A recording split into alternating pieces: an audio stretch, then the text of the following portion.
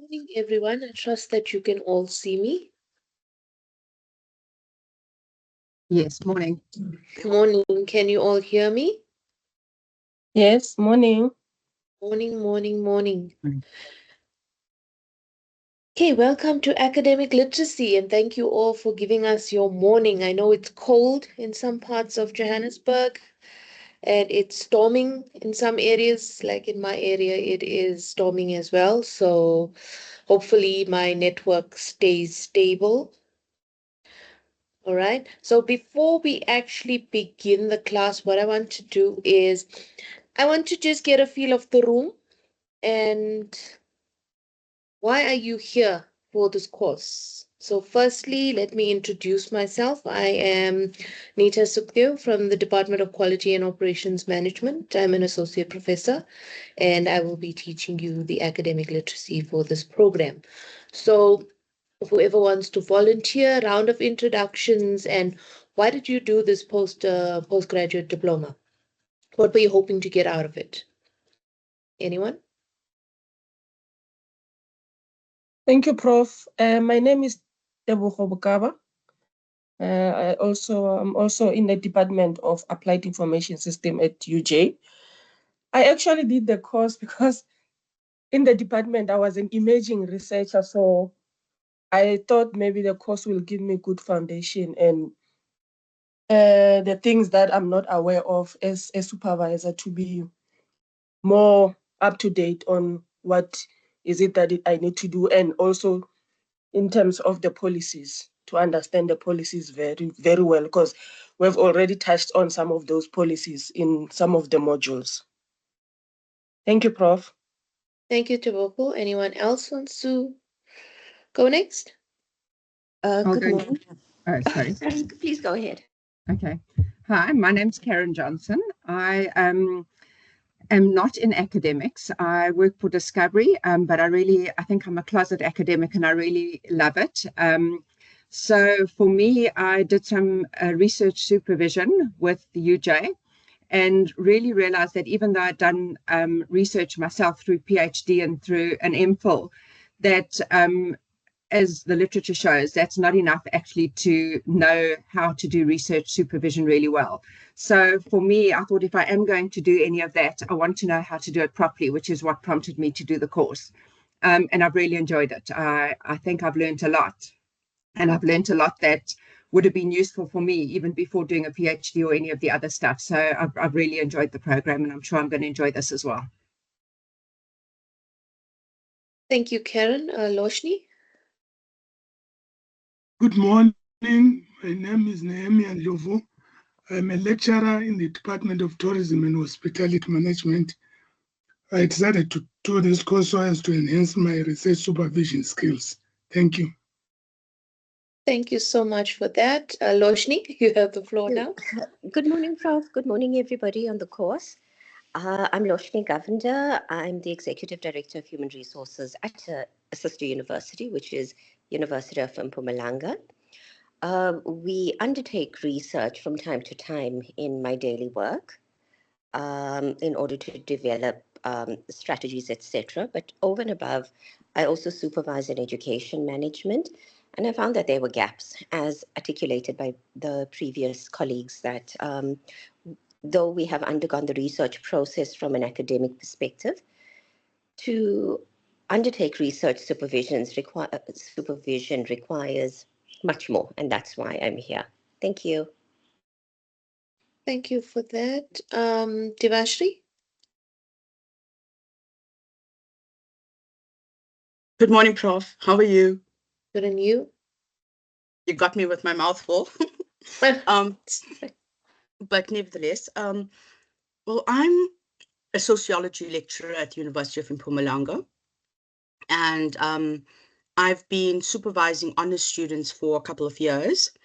And I think as I go into acquiring the PhD, I want to venture out into supervising masters and PhD, and I just wanted to capacitate myself so that I can supervise students to the best of my ability. Thank you. Thank you for that. Samokushle? Good morning, colleagues.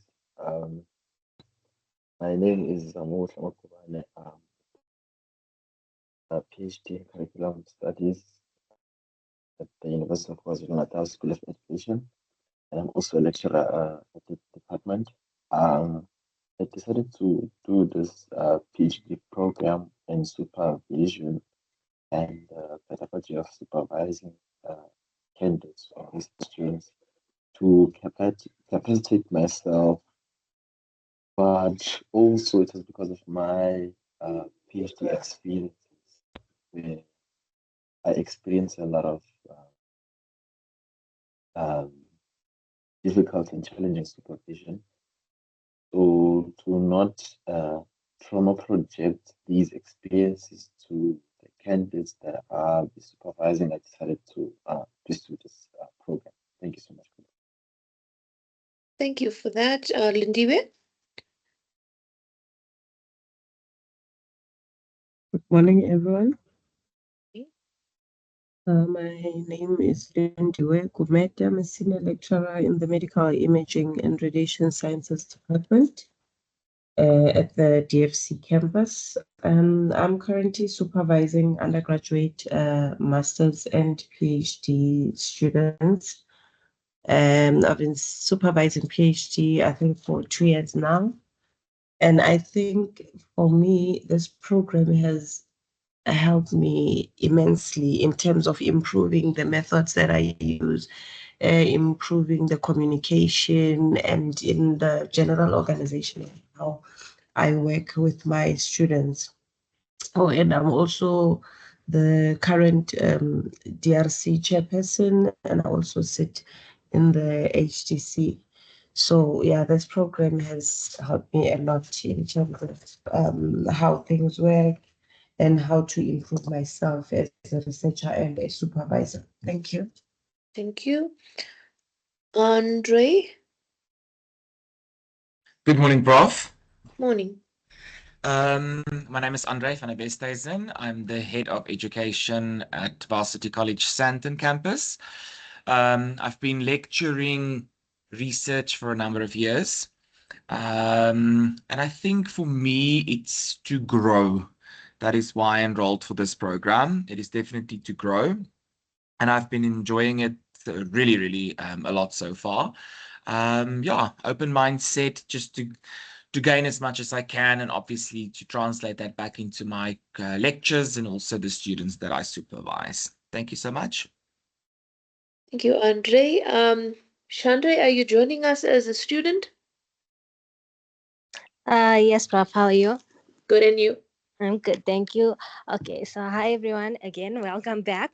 My name is Chandra. I have actually transitioned out of the role of research capacity development coordinator, and I'm now going fully into a research fellowship. So with this postgraduate diploma, most of my experience of supervision has come from my own experience. So with this diploma, I wanted something more formal and foundational to fill in my gaps so that I could also apply to supervising students in the future. That's me.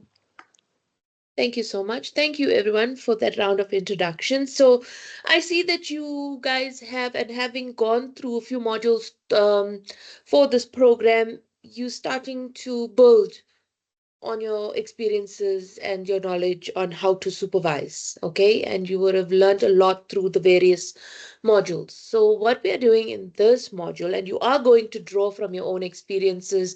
I have a lot of stories. I like to talk, so I have a lot of stories. I've been supervising for about 15 years now. So yeah, been in academia for 20 years, supervising for about 15 years, still teaching.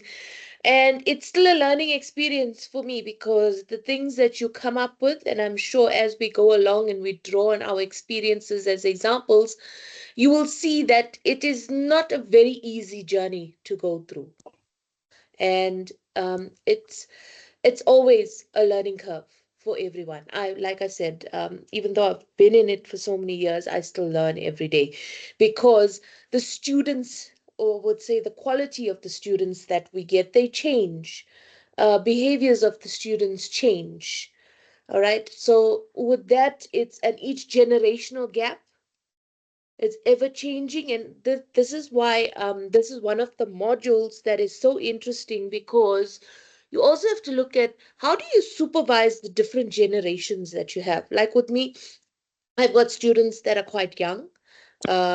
I've got students that are around my age. I've got students that are older than me, right? Students that maybe in their 50s and 60s, and they're coming to finish off their postgraduate qualification, want to get a PhD before they retire and so on. So, how do you deal with those generational gaps as well? So, it's not only about researching, but it's about researching adult learners, but adult learners at various stages of the life cycle, if I may say. All right. And obviously, all of us have a different style of teaching. All of us have a different style of conducting research. All of us have a different style of supervising. The way I supervise would be different from how Loshni would supervise. So we learn from each other. I'm going to go through the learner guide, what is expected of this module, and then we will start the session. So academic literacies, you're going to learn about how your students write and how you write. Okay. Can you all see the screen? You have the learner guide in front of you. Academic literacies in research supervision. I'm going to go through this fairly quickly because it's on Moodle for you. It just gives you a lot of information. It's basically a contract between you and the supervisor, I mean your lecturer and the department. My details are given there should you need to contact me. All right. Um, profile also given. Facilitation will be done online. Your all communication will be done via Moodle. All activities, assessments, etc., will also be done via Moodle, much like all your other modules in this program. Okay, you are expected to attend all the online contact sessions as well as submitting all activities and assessments. So always keep up to date regularly on Moodle for any communication. All right. I'm sure you're aware you've got the timetable. It's there on Moodle under class links, and you will see that you have Saturday and Thursday classes. All right. Um, I'm sure that you know that what were the entry requirements. I don't have to read that to you because you already registered, meaning that you met the entry requirements. By the way, the session is being recorded. So you will have access to the recordings.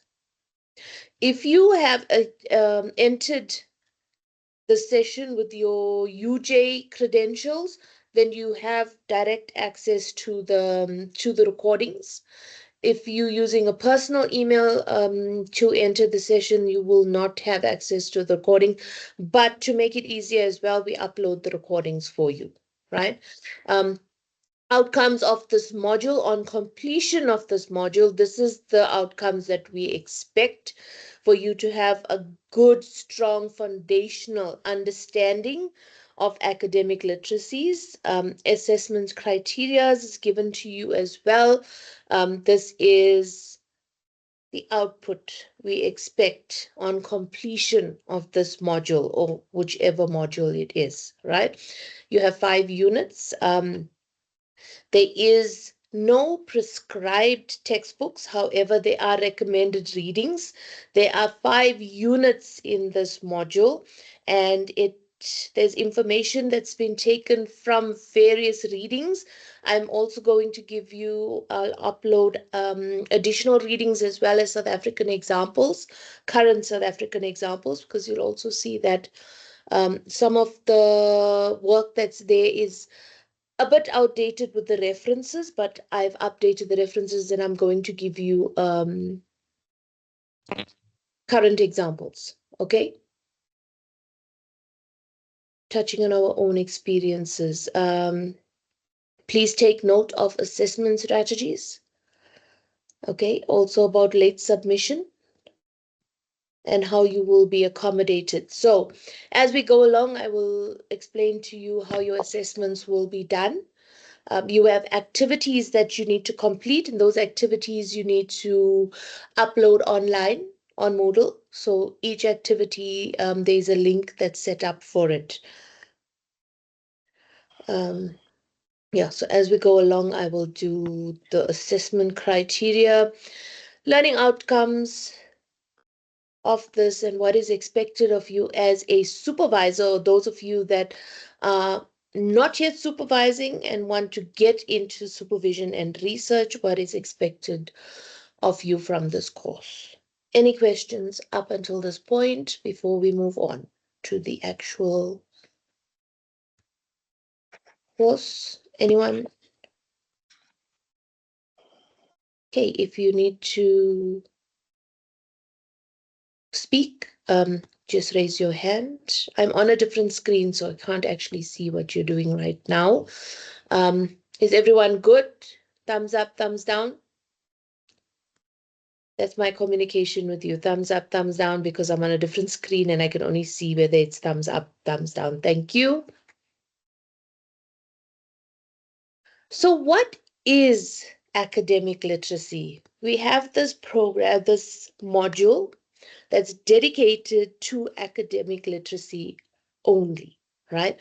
So what is this academic literacy that we are looking at? Literature states that academic literacy refers to being proficient in reading and writing about academic subjects, being able to discuss and analyze formal, academic, and subject-specific jargon, allowing academically literate individuals to productively contribute to ongoing conversations within specific academic fields, taking away from the word academic. All right. So if we are taking away from the word academic, let's just look at literacy skills. Basically, literacy skills is how you read, how you write, how you comprehend. That's the basics of what we learned. How you read, how you write, how you understand, how you comprehend the things that you are reading. So all of you sitting here would have done some form of research in either having a master's background or having a PhD background, right?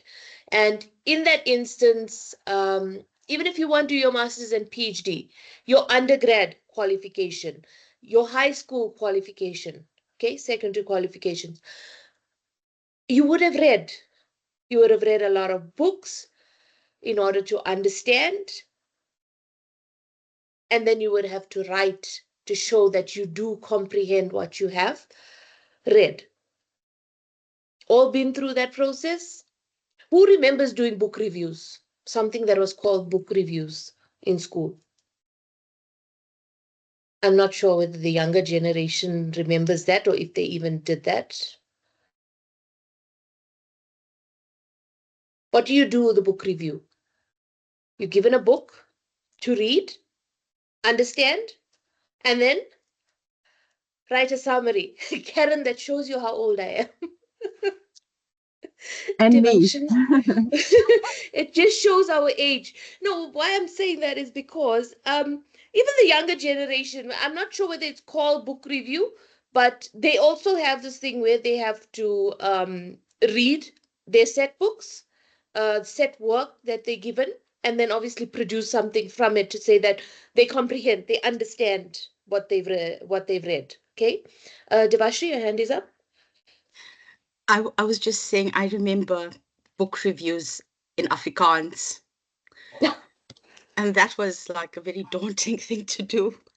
I don't know if anyone else can relate, but I you had can to read in remember. Afrikaans. And then Yeah.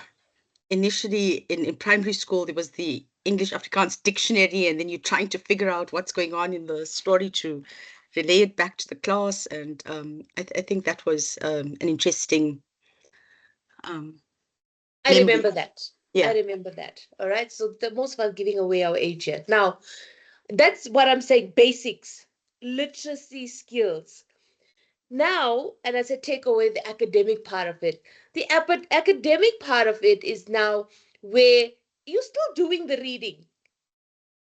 You're still doing the understanding, the comprehending, and the writing. It's converting what you read into text. You now have to write, but it's your voice. Have you heard that term before? When you are writing, even if you are writing as a, so put yourself in a student's position or put yourself in the position of a researcher where you are writing papers, doing publications, you have to write it in your voice, right? Previously, we didn't know about when you were writing the whole copy and paste, plagiarism, and so on. Yes, by the time we came to our secondary education, we started learning about stuff like that, right? More stringent when it came to tertiary education. So, this is what the literacy is all about. It's just reading, comprehending, understanding, and writing it, but writing it in your own words through your own voice, right? Your voice has to come out, especially with academic literacy.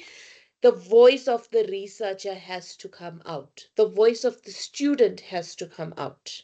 All right. Being academically literate contributes to your employability and success in this professional sphere because you need to, if you want to remain as a researcher and a supervisor specifically, you need to be academically literate because the requirements for staying in as an academic and progressing right up till your full professor is to continue publishing, researching, supervising as many masters and PhD students as you can. So that is why we're attaining these skills through this postgraduate qualification. The academic literacy develops complex, high-order thinking, such as critical analysis and reflection. And this is where we say your own voice, where you critically analyze what you have read and you reflect on it in your own words. Academic literacy boosts your academic confidence and helps you develop your own academic voice. Some of the things that you can look at through academic literacy. Sorry, I don't have it on presentation mode. Reason being is I'm trying to see the screen if there's any hands up. So I'm on two different screens right now. I hope the way I'm presenting is okay, or do you want me to put it on presentation mode? Fine like this. Is it okay? Okay, thank you. So unpacking it, the key components of academic literacy in research. I'll put up some notes for you, so don't worry about it. So what's on the screen is reading and comprehension. This involves more than just reading the words on a page. Researchers must be able to critically analyze academic text, identifying main arguments, evaluating the evidence that is presented to them, distinguishing between fact and opinion. What is a fact and what is your voice? Your voice is the opinion that comes on. So this is where we say arguments, because you make a statement, you have to argue it. Not only arguing it in your own voice, but you are arguing it by supporting it with what other authors have said. It shows that you can debate. You're showing that what you are doing is relevant in terms of writing academic papers, in terms of helping students to do their own research through your supervision skills. Being able to understand the structure of how increase font size.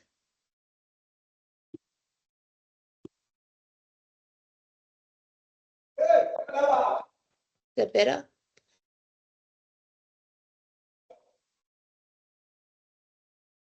It's better now. All right. So reading and comprehending any kind of academic text. And when we talk about academic text, we're talking about journals, conference proceedings, book chapters that you are reading, right? You are then going to sift out information, extract information, right? And you are going to now critically analyze it to form some kind of textual representation to show that you understand and comprehend what you have read. right? And this is where the critical thinking comes in that it says it is a cognitive backbone of academic literacy. Researchers need to be able to question assumptions, challenge established ideas, and think beyond the surface level of a topic. You have a topic, you want to argue that topic as to why it should be researched. And this is where it says question assumptions, challenge established ideas. Established ideas is other readings, what other authors have to say on a similar, what they've researched on similar topics relating to yours. And that is how you debate and you write up your research. So you make a statement and then you support it by what someone else has already done. But again, your own voice, your own words. Research and information literacy, this component focuses on the ability to find, evaluate, and use information effectively and ethically, because finding information, critically analyzing it, you can't just, and we all know you went through the module on research ethics, you learned about ethics and plagiarism there as well, right? So do not plagiarize.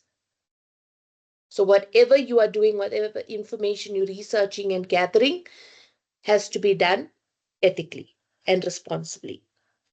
Academic writing and communication, this is the final and most viable component. Academic writing requires formal, precise, and objective tone. It involves structuring arguments logically, using discipline-specific terminology correctly, and adhering to a specific citation and referencing style. For example, depending on your discipline, so us in the engineering faculty, we use either Harvard or IEEE. All right, and we support it with Mendeley.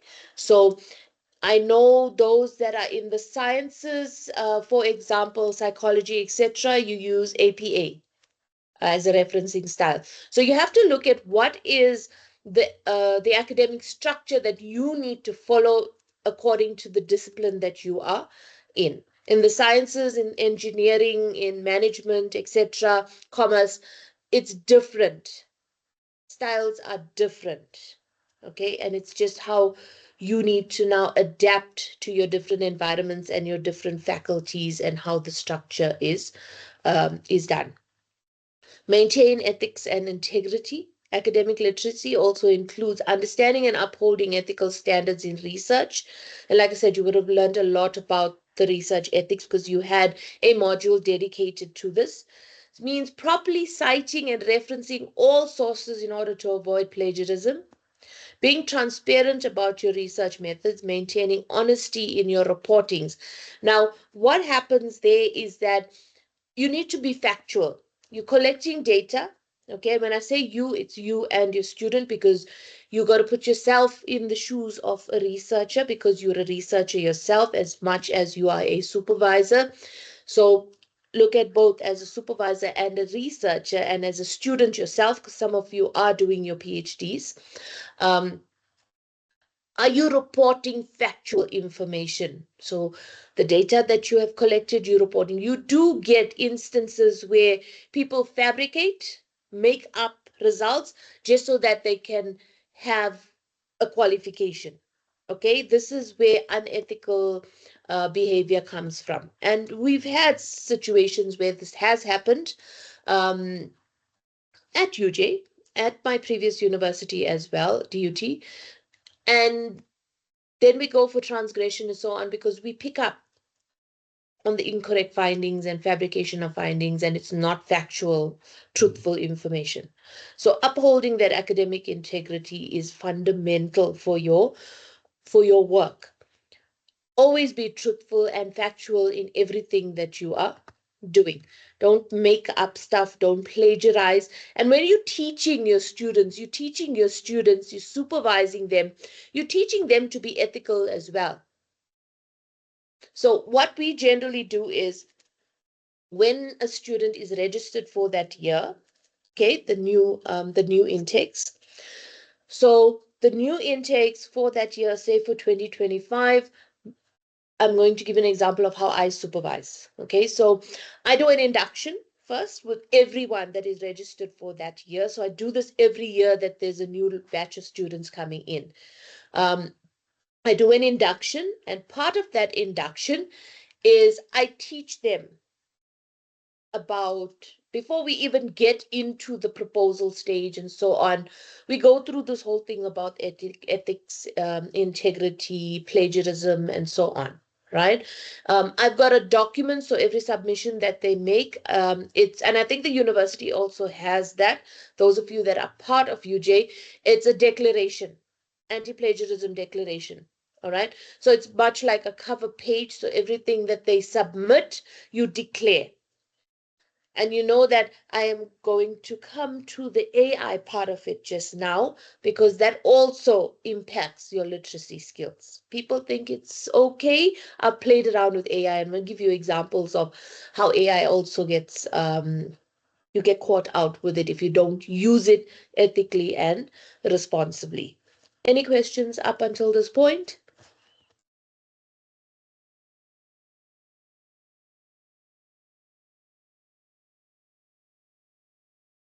Thumbs up, thumbs down, all good?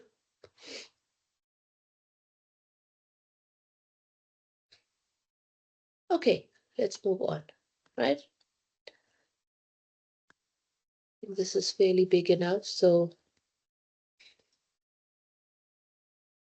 whatever I'm discussing with you is from your content guide, okay? We on unit 1, 1.1. So given you an introduction, unit 1.1 gives you the conceptualization of academic literacy, which is what I just did now with you, with the reading, the comprehending, the critical thinking, etc. All right. Now we're going to look at further unpacking discourse. And since I am talking a lot and this is supposed to be a bit interactive, what does discourse mean? In your understanding, what is this discourse that we are talking about?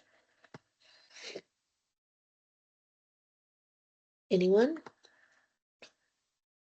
What does discourse mean as a word? What does it mean? And then let's try to unpack it in I terms think of. the term discourse means spoken communication or written communication. Yeah, in my discipline. Yes. Okay. It's when you speak or you write authoritatively about certain topic, certain subject. Thank you, Fundo. Um, thank you so much for that. So it's how we speak, how we write, and how you converse, okay, and put things down, whether it's paper, whether it's verbal, whether it's written. So again, unpacking it and take away the academic part of it, right? Where we're writing, but look at how we speak, how we think, because discourse is also about your thought process, okay? Your thought process before you actually put it down on paper. Any kind of textual application. And I'm not just talking about writing, but we're also typing. We're writing emails. We're sending messages. All right? You write on paper, physically. So any kind of thinking, that is your discourse. And how you portray that thinking into something that is either text or something that is spoken. Everyone with me? Thumbs up, thumbs down. So this is the discourse that, thank you very much, that we are looking at. It's taking your understanding. It's how you conduct yourself, how you interact with people, how you speak, how you think, how you read, and how you write. So whether it is on a virtual or whether you are speaking verbally, whether you are portraying communication via text, that's why I say textual.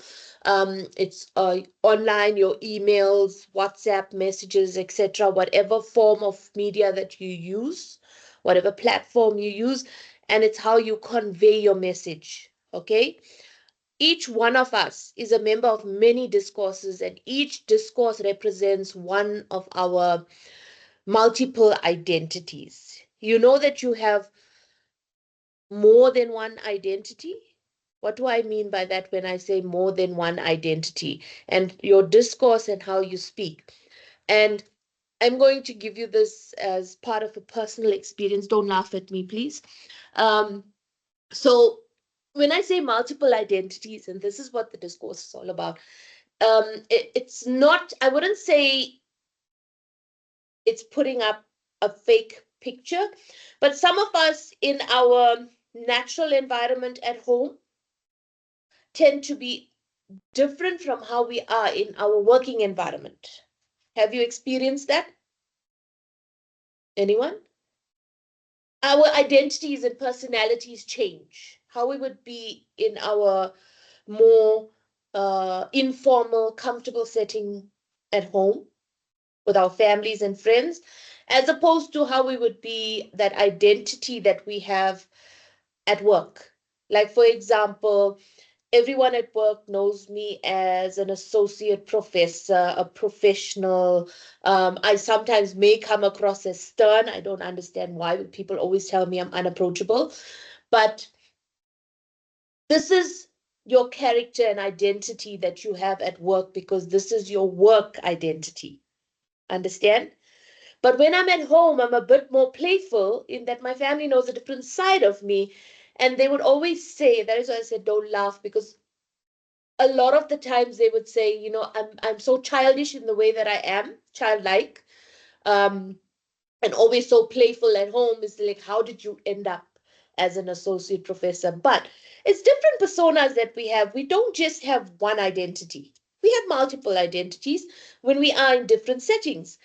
Then I noticed also, and I was trying to basically analyze myself. When you do like a self reflection, right? And then you will look at a different identity that I would have outside of work as well, outside of home. When I go for conferences, when I go for events, again, now you've got a different identity and personality that goes with that, having to deal with people outside of these environments. Fundo? Thank you, Prof. I think when it comes to discourse with regard to the identity, which is the physical appearance, as you said, people say you are unapproachable.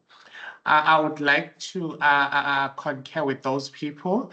When I looked at model, I look at your picture, it's there. And I was like, yo, this is a new lecturer.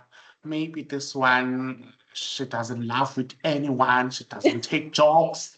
She's very strict. And she just like teach and leave. She doesn't make jokes with students. And I started comparing you with A picture that you other, saw. yes, through the picture that I saw, which is the identity. And I'm trying to say that it's important to not just accept anything is true unless it is evident.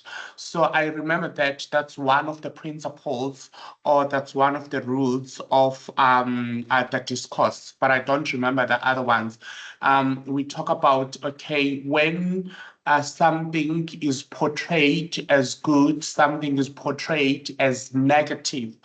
But the rule says that it's vital that we don't just accept that as true unless there is evidence. So that's why we need to go deeper. That's why we need to break down into parts so that we can see what is working, what is not working. Yeah, thank you so much. Thank you so much for that. And that is where the discourse and the communication comes in, how you speak, how you interact with people. And it says your beliefs, your interaction, and so on. So that is so important because, like I said, you've got multiple identities. What you see at face value is not always what you get. The person can look as stern as possible, and even without seeing my photo, even if you were to meet me on campus, you would even say, I mean, a lot of my colleagues told me, we never thought that you were an actually approachable person, you know, until you get to know someone. And the only way you can get to know someone is through that discourse, through that communication, speaking, etc.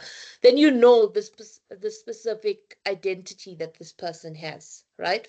So this is the discourse that we are looking at. Thank you so much for that, Mfundo. And we look at various identities that we have. And like we said, we've got multiple identities. And that is why I asked you and I gave you examples of myself.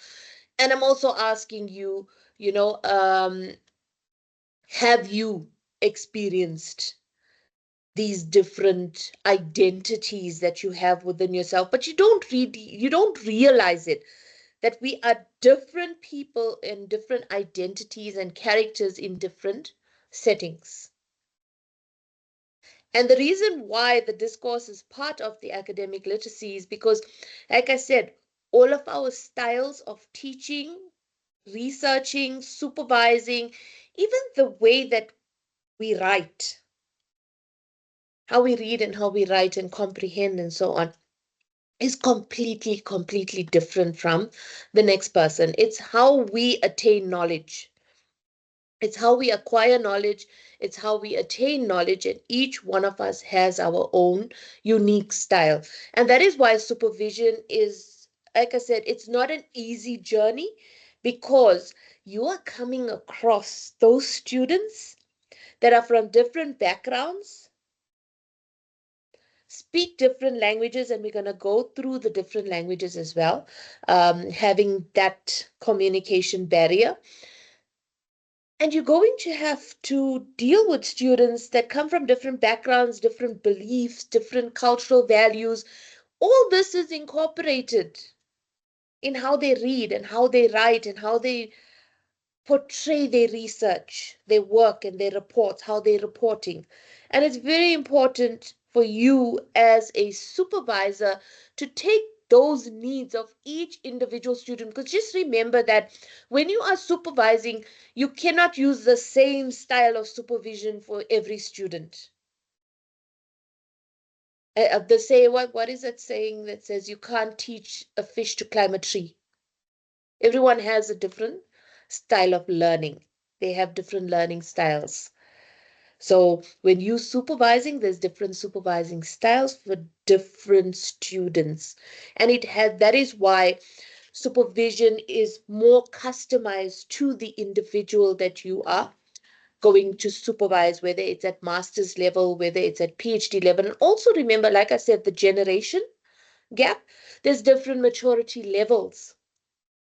So you also, part of a specific generation, you need to look at the maturity levels of how do you deal with the younger learner, all adult learners, but at different stages in their life cycle. Somebody that's in their 20s or 30s, as opposed to someone that's in their 50s and 60s. I mean, we get all calibers of students, all age groups, which we need to supervise. So we have to be customized in the way that we are supervising.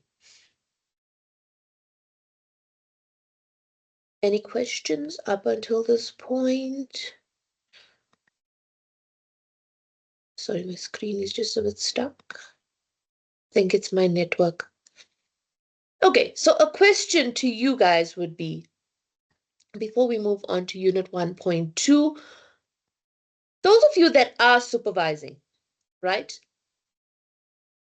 And have some experience, whether it's a year, whether it's 2 years, whether it's 15 years like myself, or maybe more, give us your experience as a supervisor, even as a new supervisor. Just one example of how you supervise and a student that you had to supervise. A bit of your style. Like I said, I started with the orientation. Before I even go into individual supervision of students, I have that orientation. I take them through the entire process before I do the one-on-ones with them. Anyone wants to share their experience?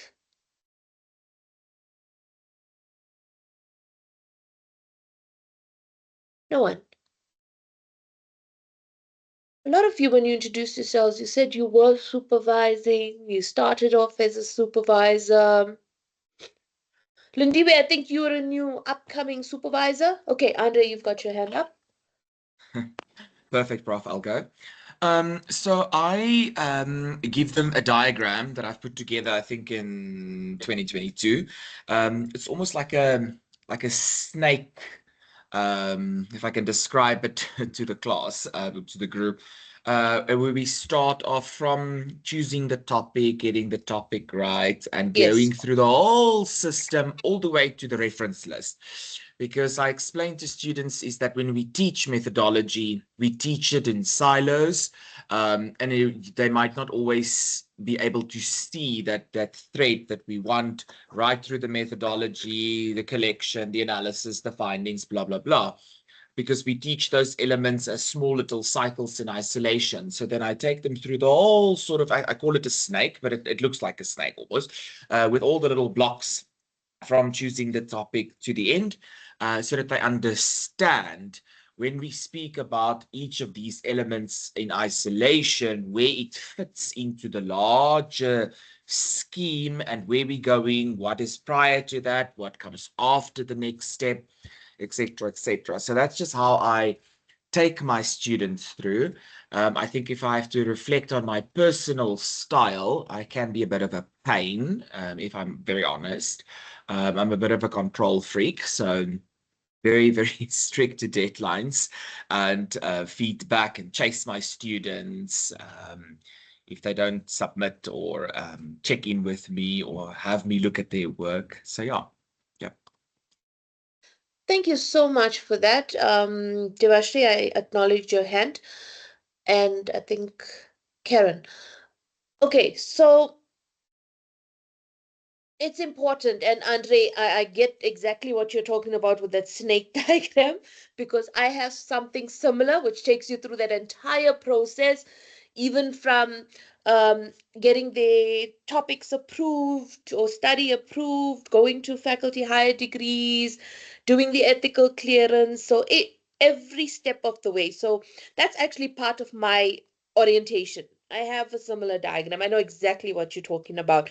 And it's nice to show them step by step, this is what is expected of you from the beginning, you know? Um, and it helps them kind of pave their way through this research journey as a student. Okay, so I've got 1, 2, 3. It's actually Devashri, Mfundo, and then Karen. Thanks, Prof. I think in the first meeting, I normally use it as a connection meeting to connect with my students, especially build a relationship of trust with them. I think for me, that's very, very important. And when I say trust, I mean understand that they are working with me and not working according to other supervisors' paces and expectations. Then I kind of give them all the necessary forms, and doing this course has helped me put together some wonderful toolkits. So now I just pass it on to my students. And then I really ask my students to go and read around the particular area that they want to research, come up with 10 sources, sum it up, get an idea of what's happening in the field that they want to actually research in. I want to acknowledge that there's different personalities. Some are, expect to be handheld. Others want to work independently. So I have to navigate that, interestingly. Yes. But I also just found that it's very useful to get students to the relevant resources or point out the relevant resources, whether it be the library to enhance academic search skills, etc., etc. So, or workshops. So that also helps navigate that different level of expectations. Thanks, Prof. Thank you very much for that. And this is what I was also speaking about, in that you've got to customize because different students learn differently. Okay, there's different types of learning, and how they adapt, how they absorb information, how they attain knowledge is also quite different. So the way you teach or the way you supervise is very important for the individual needs of a student. Okay, Fundo and then Karen. Thank you. My other colleagues have alluded on what I do in terms of establishing a relationship before I start the supervision with the students, and having that mutual beneficial relationship through meetings. And I'm that kind of a supervisor because I'm an emerging scholar, or I mean, imagine a supervisor, I can put it in that way. I only supervise honors a student, not master student. What I've been doing for the past 2 years, I started with my research supervision. I discovered that a student are actually having challenges when it comes to identifying the topic on its own, and students are having challenges in terms of knowing the areas of expertise in their discipline or in their field. So what I've been doing so that a student select the topic or the discipline or the field of their interest, because I am precluding or I'm running away from that in the middle of the year, and then students are now bored with their topic, they are tedious, they are dragging themselves to complete the project that they have started. I encourage my students to do the skeleton writing, where during our discussion and academic engagement content, where I help my student to understand the complex text theories and the research. And I tell my students to go and do the skeleton for writing, and where they write whatever that they want to research about, even if they talk about multiple things or multiple areas of the field in that skeleton that they have drafted. Like, for example, in communication, then student Yeah. will tell me about crisis, they will tell me about social media, they will tell me about issues management, they will tell me about news production, they will tell me about AI. Then it's when now I use that skeleton that student wrote that, okay, in this area, what would be your focus? What exactly that you want to do? What exactly that you want to manufacture? What is that you want to discover in this area? So it has been helpful because by the time we start our chapter 1, our research proposal, my student, at least they've got crystal clear understanding of what they want to research about. The reason I'm doing that is because I was thrown into the deep mud when I was a postgrad student, when I was doing my honors and masters. Then the supervisor would say, go and find out what you want to do without having academic content and engagement with me. So that works with me, and that has establish a very good relationship with my student. And as we speak, my 2 students in honors will be presenting in their conference, and they presented in our departmental research colloquium and our faculty research colloquium, and the panel was quite pleased with their study, and Yeah. they'll be presenting in their first SACOM conference that will take place in September. Thank you so much. Thank you so much for that. Okay, that was a lot to unpack. But what I'm getting from that is much like Andre and what we've said with Divashri is that you pave the way for the student. Okay, before they even start their journey, the actual writing, um, collecting of information, and starting to write up their proposal, you pave this way for them. So you map out, this is the steps that they need to follow. And I'm glad that all of you have a similar approach in that the student needs to know where they're heading. They need to know what is expected of them. It's much like how we go through a learner guide and say, this is your learning outcome, what you expect to get out of this module or this program, for instance. We pave the way for you. There's one thing that's still missing, which I'm not hearing from all of you, and that is where we're now going to go. Why I'm asking you these questions is because you will see Unit 1, Activity 1.1 is up there, which says, before your proposal, what gets done. Karen, your hand was up, but I see it's down now. Yeah, no, I can talk. Not vastly different from what the others have said. I definitely start off with a chemistry kind of session, getting to know each other, just trying to gauge their understanding. I think an important part for me is to ask what their expectations of supervision are, just so that we are aligned completely in what we expect of each other. Very important for me as we talk about timelines. So when I expect how quickly I'll respond to them, how quickly I expect them to respond to me, that I don't want to see something a few hours before they submit on a Sunday afternoon, or whatever the case is, so that I've got time to review their work as well. So we talk a lot about that. And then something that I learned is my first one or two students, I thought that they would have the information about their research and the research methodologies coming into the session with me. But I discovered that either they hadn't attended the lectures or they weren't really clear of the whole process. And because of that, I assume that they don't know anything and we go through the whole lot together, which I think seems to work better. And then I base my input to them depending on what they need. So one student I met every week for 6 months. Somebody else was not quite as frequent. So I really try and make sure that it's based on the requirement of the student and not just a standard way that I do it. Yeah, thank you so much for that. So as I mentioned, I'm getting you to speak because as you speak, it talks to or feeds into the activities that you need to do.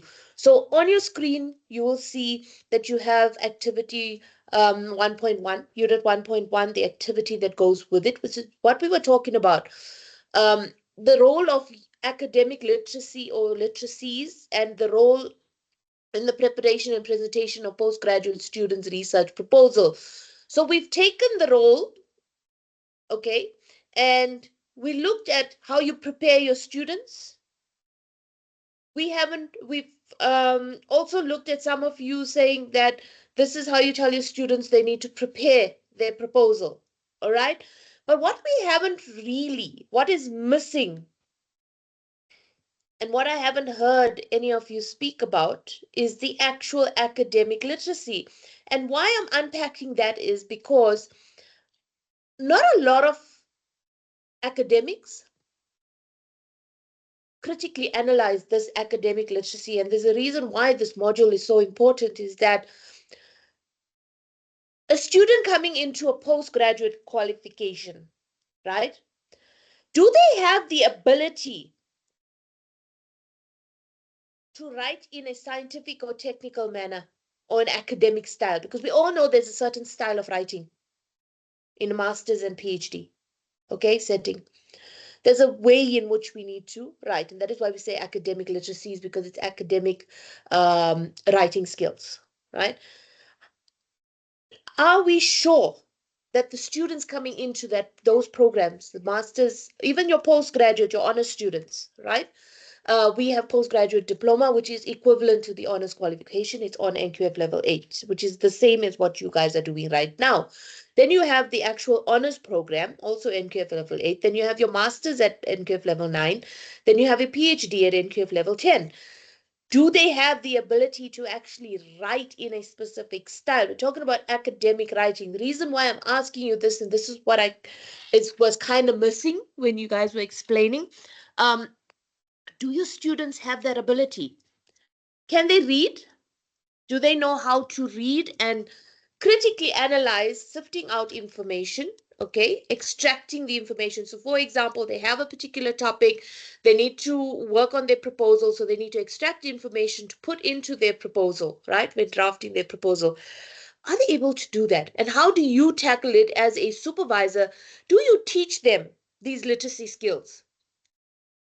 We know that they have it, but do we teach them? Do we actually do a session? And like I said, it's a learning experience for all of us. And I've learned also over the years of teaching this module, also as a supervisor, experience as a supervisor, I had to go back and reflect on the way I supervise, and are we actually teaching them writing skills?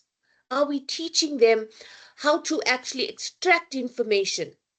Where to get these journal articles from, where to get the publications, literature to put into their proposal. You know, are we teaching our students this, or are we just taking it for granted that they're coming into this master's and PhD program with a background already of knowing that? And I've learned the hard way that my honors students do not have, some of them don't have that background, which means I have to go back to basics and show them how to do it. We take it for granted that they know, but they don't actually know. And then I'm going to come to, after Loshni, I see Loshni's hand is up, and then I'm going to speak about language barriers. Loshni? Thanks, Prof. So, from my experience, I find that my students are not at the academic level that I had expected. Yes. And it's a real struggle, which is compounded by the fact that, I've had a recent graduate who I had never met. So everything was done online and very, very difficult for me in terms of not having that more personable approach, which helps establish that relationship. And what I try and do at my supervision sessions online is to actually go through what academic writing styles require. So kind of actually giving a little summary in terms of taking a piece or an extract and going through in terms of the style, what's missing, probing, etc. But I find that it hampers the pace because as we're going through it, there's a lot of transfer information on the basics rather than the more engaged activities that we should be focusing on. Thanks. And this is where I say you got to go back to basics, because we assume, Loshni, as you said, that they're coming in with certain skills. Yes, they are, but some of them are not coming in with that background. And I find myself, from, like I said, I'll touch on a lot of my personal experiences as a supervisor. I've gained a lot of experience over the 15 years that I've been supervising, and I've gauged with students, and they don't have those skills. UJ has the academic writing center. So it's actually ADC, Academic Development Center, which helps students to write. So also have to bring them in to do a group session or even individual sessions where they take on students individually, teaching them how to actually write. And you correct in what you're saying, you're showing them how to extract information. You even have to show them how to reference, because it's taken for granted that the students coming into postgrad, they have that foundational base. They don't have that foundational background. Some of them don't even know the different referencing styles. And this goes part of the academic literacies, is how you reference, how you write, how you put your thoughts down on paper. Because a lot of the times I used to get, and I would say, writer's block, because I know what I want to say, but putting it down on paper and actually writing it, the thought process gets stumped. A lot of students get stuck with that, with actual writing, especially when it's the first time as a novice researcher coming into a master's. You haven't done full research yet. A lot of the honor students come into masters and they have that background of some kind of research writing, research report, many dissertations, and so on. But those that don't have that background, meet the requirements coming into a master's, you still have to teach them. And yes, it does kind of set you back in that you have a certain time in which to finish a qualification and get the student through the system, but having to go back and teach them all these basics and literacy skills and so on sets you back. It sets the student back as well. But this is where you need to learn that this is how we have to deal with students these days. And that is why I spoke about the generation gap. It's because I found, again, from personal experience, the younger generation find it difficult to, I wouldn't say, well, comprehend, right? They can read something, but they don't know how to put it into their actual words. Writing their own voice, they're unable to do that, to putting it into their own type of writing and their own style. They know how to parrot, they don't know how to be individual, their own identity. Okay. Okay, before we move on, Loshni, your hand is still up. You wanted to add something else? Oh, sorry. No, apologies. I need to drop it. No Thank you. problem. All right, so we haven't established, sorry, our breaks because these are long sessions, so we haven't really established our breaks. So for the Saturday classes, the Thursday ones are quite short. So for Saturday classes, is it okay that we have the structure? Sorry, for the Saturday classes, if we have the structure this way, tea break at 10:45, lunch break at 1300, and we see how far we go with the content, with the syllabus, and then we'll see what time to wrap up. We may just have another tea break and then wrap up, or yeah, but those definite breaks. Is that okay? Thumbs up, thumbs down. Okay, thank you. So make note of that every Saturday class will have that, right?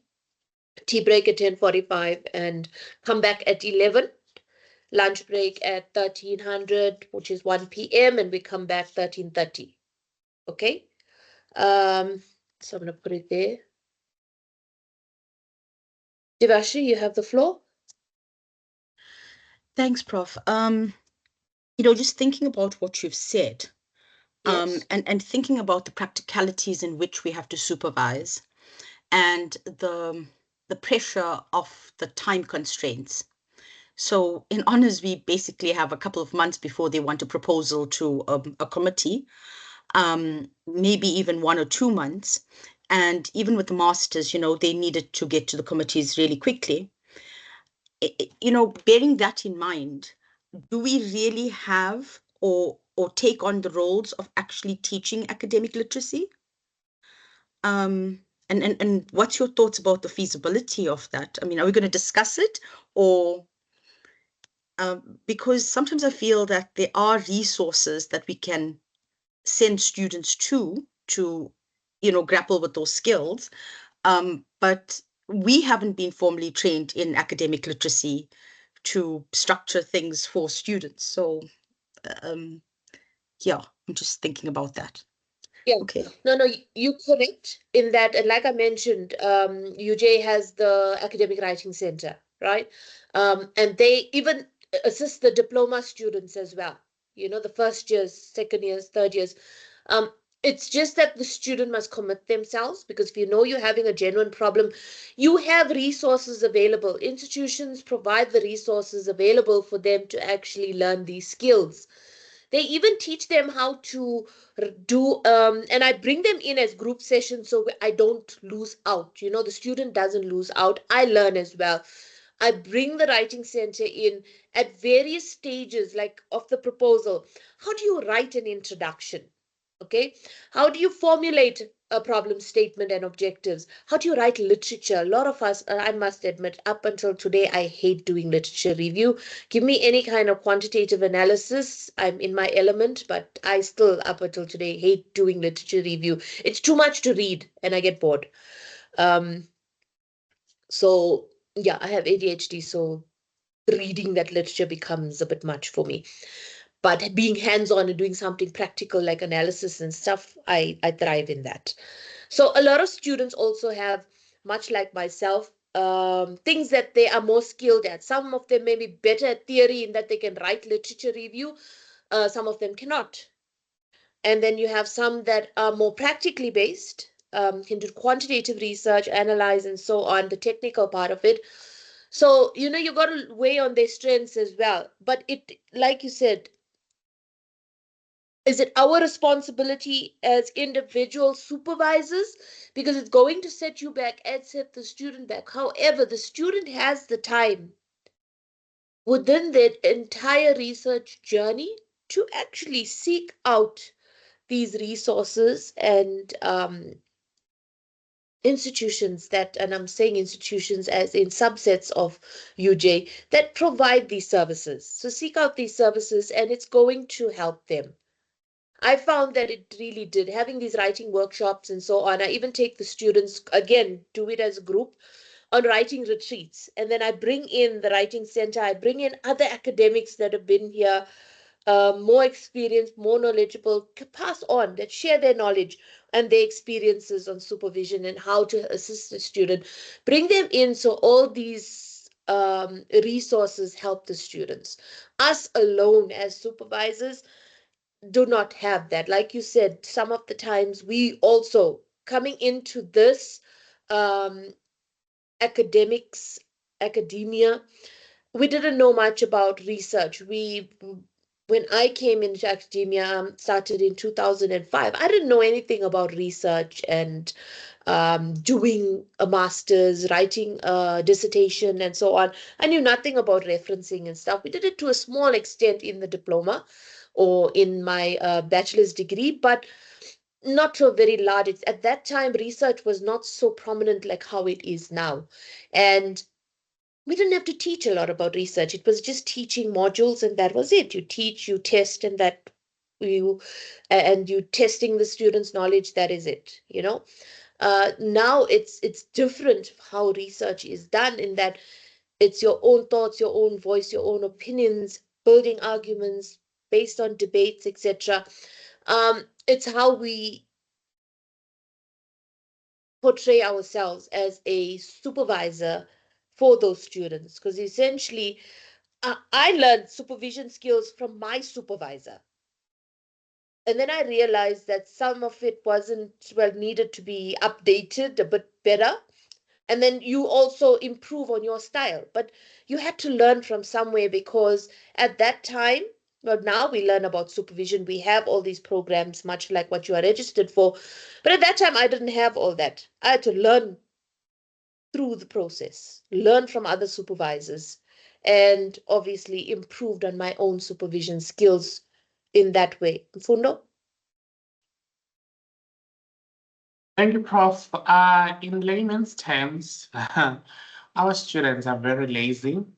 As you said, that our institutions have got quite have a capacity to accommodate students with the resources to improve their academic literacy. Research, not writing, the writing center, sorry, it is one of the resources that students hardly use or barely use because of the feedback that they get. I once asked one of my students, can you please rate the service of writing center? Was it helpful? Uh, and the student was like, yo, the feedback that they gave me, it made me feel like I am stupid. And I was like, no, that's the constructive criticism feedback. So make use of that feedback. It does not mean that that feedback, it has to make you feel like you are useless, you don't know anything of your discipline. You know something, you actually have got the content. So they just critique your academic writing, they just critique the way you structured your sentences, your grammar, punctuation, and etc. Then I said, go through the document, go through the comments that they gave you, and I see where you went wrong, because that was that time of COVID-19 where they were unable to be there physically. Then they would just send the document and get the feedback, or arrange for MS Teams feedback. So we do have the resources. Our students tend to rely more on a writing software, of which those writing softwares are quite good in terms of improving your academic writing. But my belief is that, or my assumption is that, they take away your creativity. They take away the quality of your voice. Let's say you want to put something in your understanding. So those softwares that people use, they take the quality of that work, of that voice that you want to express. So Yes. I always discourage my student in terms of relying on softwares for paraphrasing and etc., because they don't put the information the way you want to express as the writer.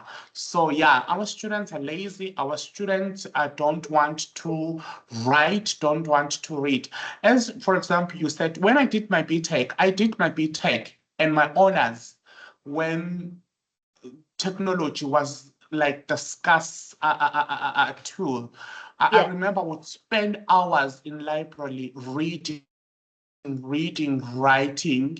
I Yes. would borrow textbook, 5, 10 textbook, read textbook over the weekend. Then I'm under pressure to read and write and make notes. And after I've made notes, go and rephrase and paraphrase those statements. So I had my own books where I had to make notes. And our students, everything is there in front of them, but they don't know how to make use of those tools. That is why we're facing with a lot of challenges of plagiarism. Yes. Imagine you graduated your PhD, you graduated your master's, then your qualification is being recalled because of plagiarism. So we are facing a lot of challenges as research supervisors in the era of digital media. Thank you so much for that. And that is why I wanted to come to also using the AI tools in these packages that are out there, the writing packages, reading package. There's also reading tools and writing tools. It's so important that you need to understand. I get that with, I've also used this term, it's a lazy generation, your Gen Z and so on. It is a lazy generation because, like you said, they've got technology at their fingertips. So instead of actually putting pen to paper and writing down your thoughts, they would rather use a tool that generates it for them, but you kind of lose the essence of your own voice. Where is your voice as a researcher or as that individual going into the research? And this is what this academic literacy is all about. That putting your own voice, how you read, how you write, how you comprehend, right? So thank you all for giving us your experiences. And that takes us into activity 1.1. There will be a link that will be put up by Monday that you need to upload all your activities on there, right? So it's in your content guide as well, but I've just put it in as a question here so that you know on the road to preparation and presentation of the research proposal. How do you prepare your students? And we spoke about it and we said that some of the things that were lacking in our approaches, we probably didn't mention it, we probably are doing it, but the academic literacy part of it is, are we teaching them the skills? Do they have the skills coming into this? So I think this is your thoughts on, so you're writing on activity 1.1 and how you actually address as a supervisor, what is your experiences in taking your students at postgraduate level through that journey. For those of you that are not in supervision and you are going to supervise, so this will also be a learning curve for you in that learn from our experiences, and obviously all of us improve by learning from each other. Okay, so please do activity 1.1. We're now moving on to, sorry, my network is a Sorry, bit, dog. yeah, my Sorry, network's a Prof. bit bad. Yes. Okay, with activity one, I don't know if it's me. I don't know, is the question not, I feel like the question is not specific. It seems too general for me. Um, is it also uploaded on Moodle or is It's on your it's content guide, activity 1.1 on page 7. I just put the question there, okay? So if you go to the content guide on page 7, it says activity 1. So after each unit that you complete, there's an activity that you need to do. So that is why I got you guys to speak, because it's touching on your own personal experiences, right? Um, let me just share it with you, your content guide, page 7.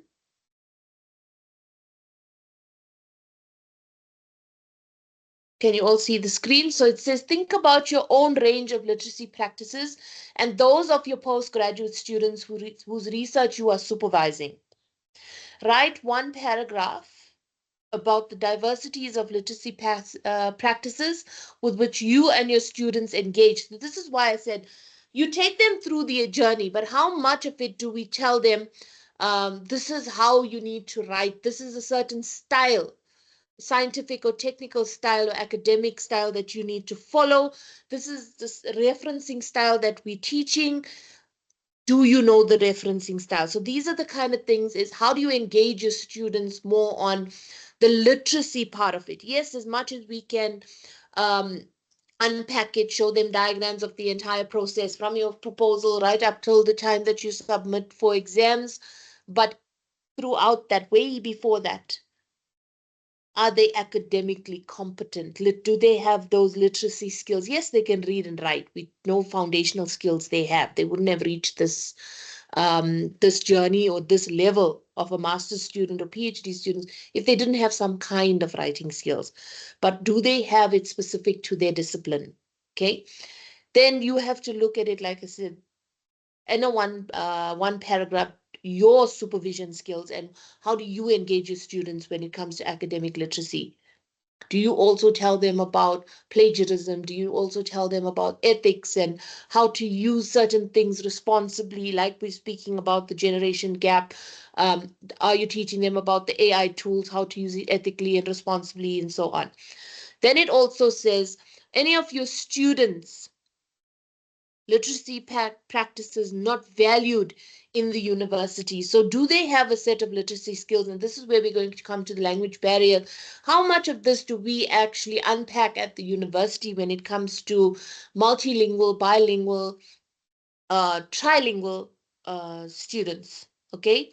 And then we're also going to look at translanguaging, multilingual and translanguaging. Are they useful points of departure for inducting your students into the academic literacies required in the discipline in which their research is located? If so, how can this be done? So if you do it, mention it. If you have not done it, how can it be done? That's what we were talking about. You all gave me a path in which you follow. This is how I teach my students, or this is how I supervise my students. But did the academic literacies come out as prominent in your style of supervision? Are we telling them? Also, Mfundo mentioned that students are lazy, they don't want to go, it's too, we being too critical at the writing center. I've also found that some students are not even briefed on the university's policies and procedures and services that are out there for them. So they don't know the services. So do they know that the writing center exists? Do they know what the writing center is there for? How it's going to help them? And if we as supervisors and academics do not teach them or show them, this is where you need to access these resources, how will they attain the skills? So as much as we can say they're lazy, some of them I've actually found don't know that these services are available to them. Some of them didn't even know there's a clinic on campus. So these are the basic things that they need to know. Is everyone okay and clear on what needs to be done for activity 1.1? Thumbs up, thumbs down. Are we yes, good? Prof. All right. So unpacking and moving on to unit 1.2, and then there will be an activity that goes with unit 1.2. So each unit that we look at takes you to an activity which teaches you now how to supervise, or how you would want to be a supervisor and improve on your skills. So unit 1.2 is about autonomous and ideological models of literacy. Autonomous and ideological models of literacy invite practitioners and researchers to question the construction of healthy literacy skills as a fixed standard against which people can be shown as in deficit.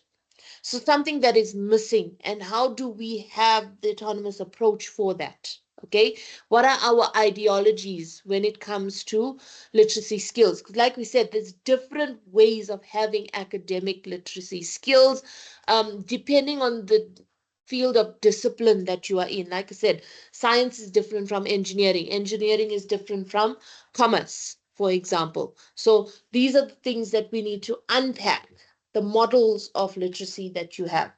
The autonomous approach is simply imposing Western concept of literacy onto other cultures. The alternative is ideology approach offers a more culturally sensitive view of literacy practices. And this is where the decolonization came in. And I'm sure that you've heard the term decolonization, in that when we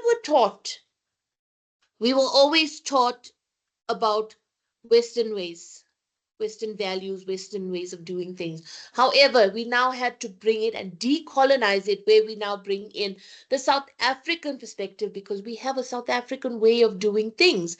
And this is where I want to come in with the languages. I don't want to touch too much about it, but as Africans, not just South Africans, because our institutions, whether you are from UKZN, whether you are from University of Mpumalanga, whether you're from UJ, whether you're from Nelson Mandela, etc., from UNISA, we've got multitude of students. But that's just from a South African perspective.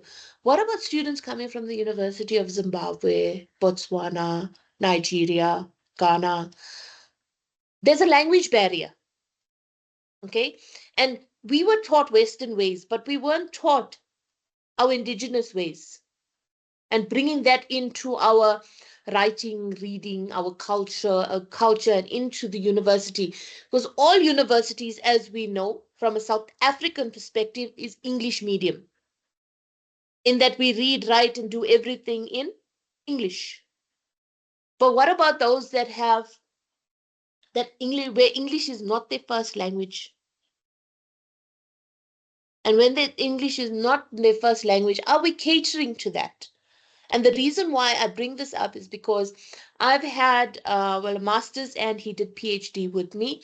So student from Congo, he's actually now become a lecturer in our department. And at that time, being a student, so what he used to do is, his first language was not English. And coming from Congo, his first language was French. So what he would do is he would write in French, and then he would translate it into English. And sometimes when you're translating into another language, and this is where the literacy skills comes in, it kind of changes the concept. Even when you use any kind of tool, even an AI tool, you have to be careful as to it doesn't change your entire context of what you're trying to say. And this is why we say your voice doesn't come out. So without using any tools, the student would write in French because it's his first language, and then convert it into English, which made it like double the process for him, double the work. Anything that he had to do, he always did it in French first and then put it into English. Do we cater as universities in South Africa? Do we cater for students, and how sensitive are we to students' needs in that first language is not English? Anyone?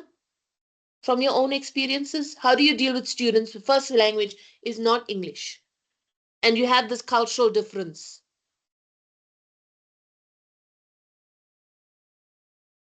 Anyone? Can I Did jump you come in, across Prof? that with students? Um, Samakushle. Yes. That, am I saying it right? Okay. Yeah. So I think I'm from the University of KwaZulu-Natal. So what the university has done is it has uh, initiated a policy of having other languages. And whenever we are in the lecture venue, sometimes we find that the student is not from KZN because the large population of students here are from KZN, right? They come from Yeah. rural areas, townships, and so on. But you find randomly that you'll find a student from Eswatini, from Pumalanga, from Lesotho, they speak Sesotho, Setswana, and so on. And that's the only language Yes. they know. And having to come here and KZN, they'll have to learn IsiZulu or English. And Yes. in the classroom, it's basically English. So what I would do in most cases is I would do French language. Sorry, I didn't get that. You're breaking up. To tell us what To tell us what Samakushle, mm, the- your line is not stable. It's breaking up. Am I the only one that's having a problem hearing him? no. Yeah, I think I went off and then I'm back again. Okay. Yeah. So I was saying, what I would do is I would see the concept to that particular student who speaks a unique language to tell us that language in their own language and speak it back to us and kind of uh, tell us what it means and do they agree with it? Do they disagree with it? How do they see it from their own perspective and background? To ensure that there's an inclusivity in the classroom, and Yes. it's not necessarily based on what is just a wall or a classroom with walls. We cannot go beyond Beyond that, yes. the standardized language and the benchmark language. Absolutely. And this is where, and I was in at DUT in KZN, and I wouldn't say it's a lot of a language barrier, but obviously, yes, those that are coming outside of KZN, you got to cater for that. I mean, UJ is also starting to go multilingual and cater for that. Because you also have to look at, and I don't think we've incorporated this as institutions, majority of the institutions in that even our assessments, the written assessments and so on, it's all done in English. And again, students will struggle because English is not their first language. So, and then um, the challenge that we have is as much as you want to be inclusive and um, help them adapt in their own languages, South Africa on its own has 11 official languages. Are you going to set now, just for South Africa alone, your assessment mode, change it from English to we can adapt? We've tried, but I mean, having 11 official languages, are we going to now have that set in 11 different languages to cater for the larger population of those that do not have, don't have English as a first language? It's a challenge. It really is a challenge. And then throw in, aside from South Africa having the English languages, go into the African continent. How many languages do we have there? And we have to cater for that as well. It's a huge challenge. How do we bridge that gap? Especially that is why I said language barriers so important. And then you also have that cultural exchange. I may use a word that means something different culturally than it would to somebody in Africa. Okay, so also you got to look at those cultural differences, different individuals there. And again, we talk about identities coming in. How do we as supervisors incorporate all this? It's not easy. And I must say, from experience, it's really not easy because I've tried. And the student actually struggled, the one I was talking about, that converted his work. I mean, he would write in French and then convert to English, and then it just made his work double, right? So we have to look at bridging that gap and being inclusive. But again, we have to look at how inclusive can we actually be, all right?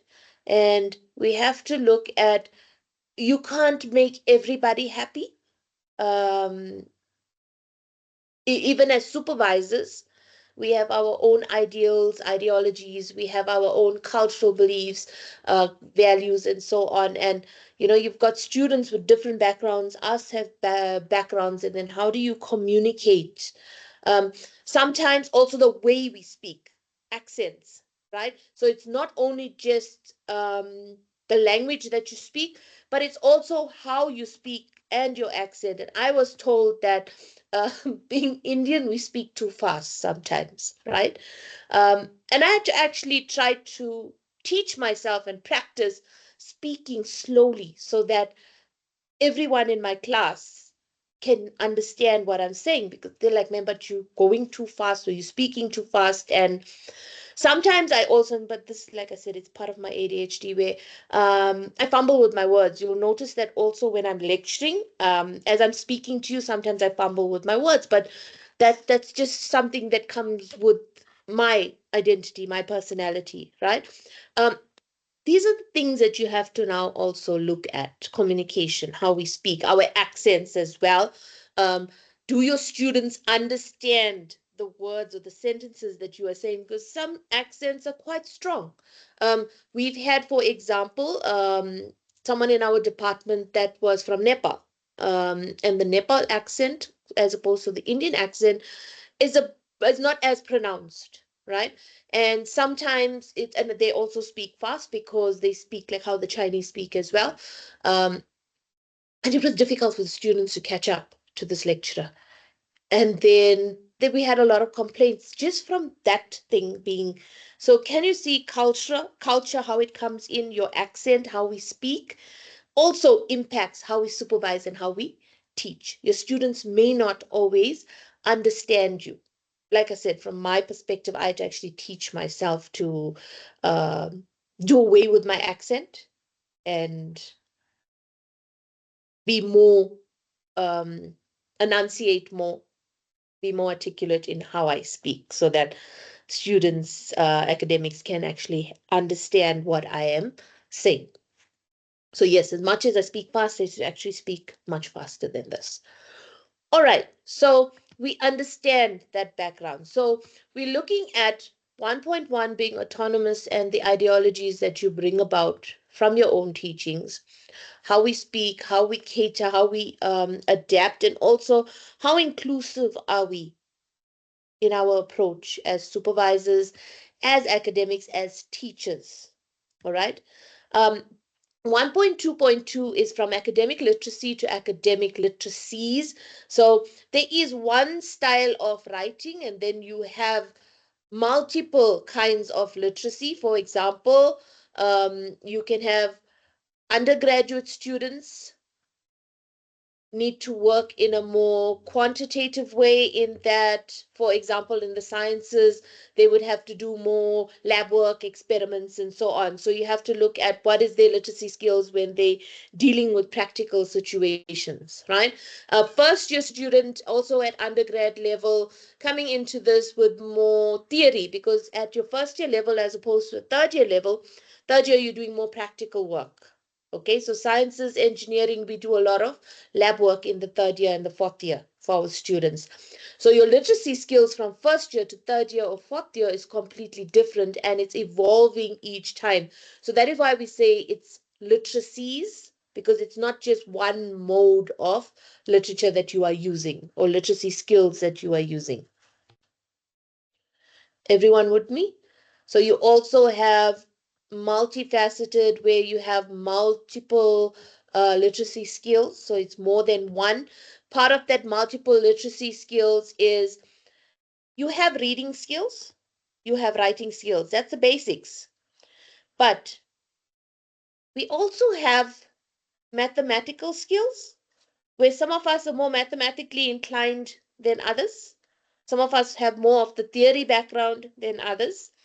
Um, then you also have with the new generation, and I keep going back to the new generation because this is where you're heading, you're supervising that new generation. Um, Digital literacy skills. Okay, like I said, Gen Z born with technology at their fingertips, would much rather, instead of going to a writing center, as Mfundo said, would rather go and use an app. to generate their work. Okay, all about digital literacy. And instead of writing pen to paper, reading a book, they would do everything online, type, and so on.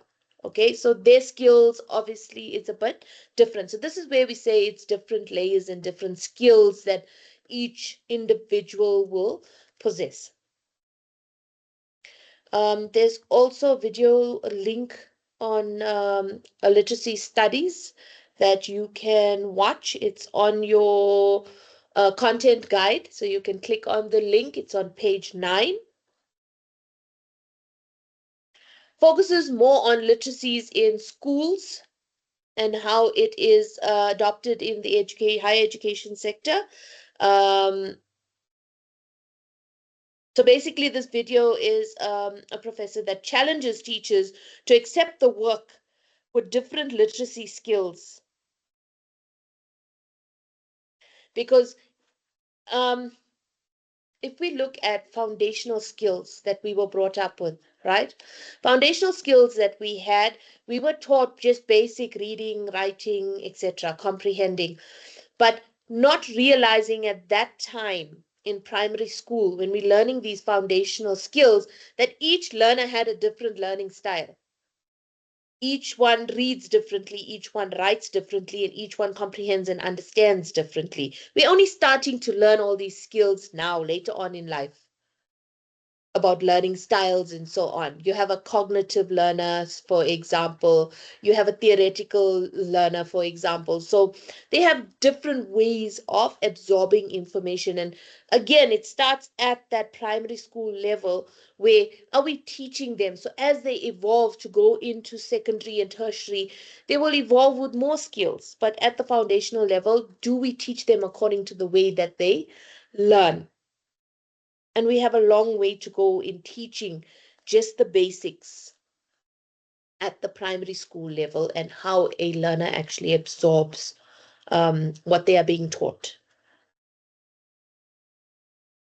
All right. As I mentioned, 1.2.3 and 4, multimodal or multi-literacies, different types of literacy skills that you have. Like we said, reading and writing is the basics, understanding is the basics, but we also have mathematically inclined, financial modules that would need maths and stats and so on. You have financial literacy, mathematical literacy, then you have the new age with having digital literacy and so on. Okay, and then also incorporating this as critical literacy skills. What are the critical skills that we can attain? All right. And some of the critical skills that we have as academics, um, while we acknowledge that there is a lot of literature that's out there, there's a lot of skills that we need to attain, we have to also look at the constructed literacy practices that we need to have as academics in higher education institutions. Critical skills and critical reading, this is where we said you read, you dissect, and then you that's taking out, extracting, dissecting the information, analyzing it, and then putting it into your own words or your own voice. All right, and that is the basics of how research is done.